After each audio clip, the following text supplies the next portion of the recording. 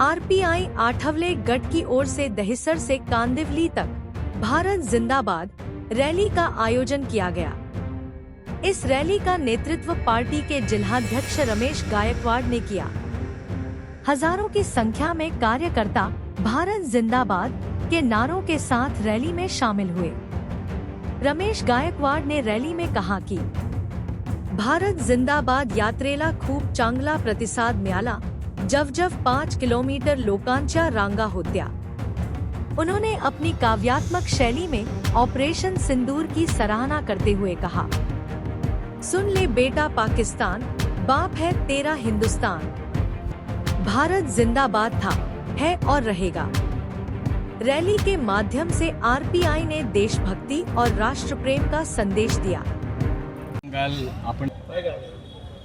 भारत देशाने ज्यावेळेला अतिरेक्याने आपल्या निरपराध लोकांना मारलं काश्मीरमध्ये, त्याचा बदला घेण्यासाठी भारताचे पंतप्रधान नरेंद्र मोदी साहेबांच्या नेतृत्वाखाली ऑपरेशन सिंदूर ही योजना राबवली आणि पाकिस्तानमधील जे अतिरेकी आहेत, जे भारत देशाच्या निरपराध लोकांचे खून करतात, त्यांना मारतात, याच्या म्हणजे या अतिरेक्यांच्या अड्ड्यावर भारत देशाने ऑपरेशन सिंदूर हे ऑपरेशन राबवलं आणि पाकिस्तानमधल्या 9 ते 12 अतिरेकी अड्डे उद्ध्वस्त केले आणि भारताने विजय मिळवला।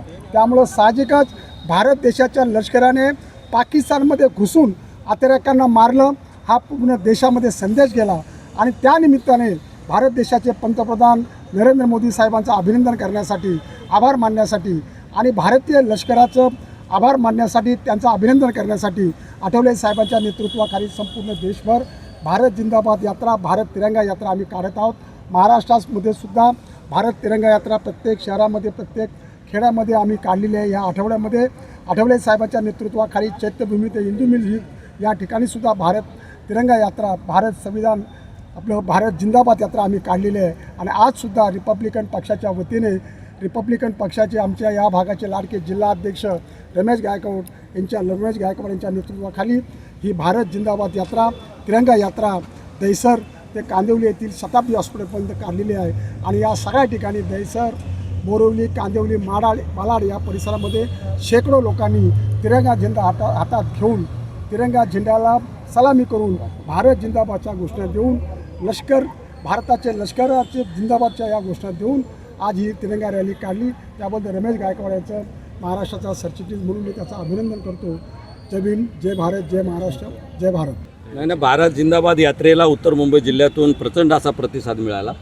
जवळजवळ 2 ते 3 किलोमीटर असे रांग, 5 किलोमीटर अंतरापर्यंत रांग होती आणि उत्तर मुंबई जिल्ह्यातल्या सर्वच रिपब्लिकन पक्षाच्या नेत्यांनी, कार्यकर्त्यांनी, महिलांनी, विशेष करून महाराष्ट्र प्रदेश आमचे सोनवणे साहेब, आर्य यादवजी, हे सर्व तालुका अध्यक्ष, मुंबईचे पदाधिकारी, जिल्ह्याचे, या सगळ्यांनी सहभाग घेतला आणि प्रचंड अशी भारत जिंदाबाद यात्रा यशस्वी झाली।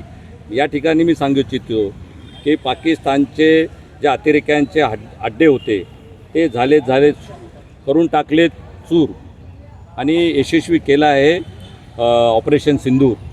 सुन ले बेटा पाकिस्तान, बाप है तेरा हिंदुस्तान। भारत जिंदाबाद था, जिंदाबाद है और जिंदाबाद रहेगा। मात्र विरोधकांकडून या ऑपरेशन सिंदूरवरती नेहमीच प्रश्न उपस्थित करण्यात येत होते, त्याला आपण कसं पाहता? नाही, विरोधकाचं विरोध करण्याचं काम आहे आणि जे सत्ताधारी पक्ष आहेत, जे भारत मातेवर प्रेम करणारे आहेत, जे राष्ट्रप्रेमी आहेत, जे राष्ट्रभक्त आहेत, त्यांची भावना अशी आहे की जर भारताकडे कुणी कानाडोळा करून पाहत असेल, भारतावर जर अतिरेकी हल्ले होत असतील तर त्या अतिरेक्याला आम्ही चारी मुंड्या चित्त केल्याशिवाय राहणार नाही। आणि म्हणून या देशाचं नेतृत्व सन्माननीय नरेंद्र मोदीजी आणि आमचं भारतीय सैन्य यांनी अत्यंत तातडीने निर्णय घेतला आणि ऑपरेशन सिंदूर राबवलं आणि त्या सिंदूर यशस्वी केलं।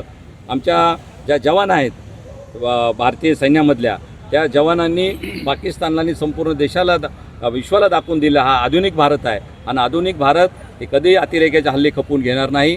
जर कोणी हल्ले केले तर गोली का जवाब बम से देंगे। 1 महिन्यापूर्वी पहलगाम या ठिकाणी काश्मीरमध्ये अतिरेक्यांनी आपले 26 निरपराध लोकांना ठार मारलं आणि त्याचा बदला घेण्यासाठी देशाचे लाडके पंतप्रधान माननीय नरेंद्र मोदी साहेबांनी ताबडतोब ॲक्शन घेतली आणि सिंदूर ऑपरेशन ही योजना राबवली।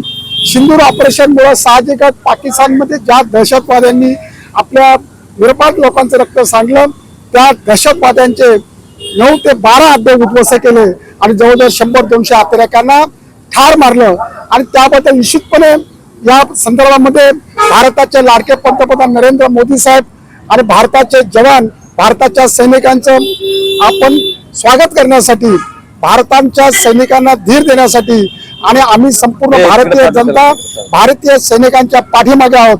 भारतीय सैनिकांनी जे शौर्य गाजवलेलं आहे, अतिरेक्यांच्या घरात घुसून त्यांना ठार केलेलं आहे, त्याबद्दल सैनिकांचा आभार मानण्यासाठी, अभिनंदन करण्यासाठी आणि देशाचे लाडके पंतप्रधान नरेंद्र मोदी साहेबांचं अभिनंदन करण्यासाठी रिपब्लिकन पार्टी ऑफ इंडियाच्या वतीने गेले आठवडाभर महाराष्ट्रामध्ये भारत जिंदाबाद यात्रा आम्ही आयोजित केलेली आहे.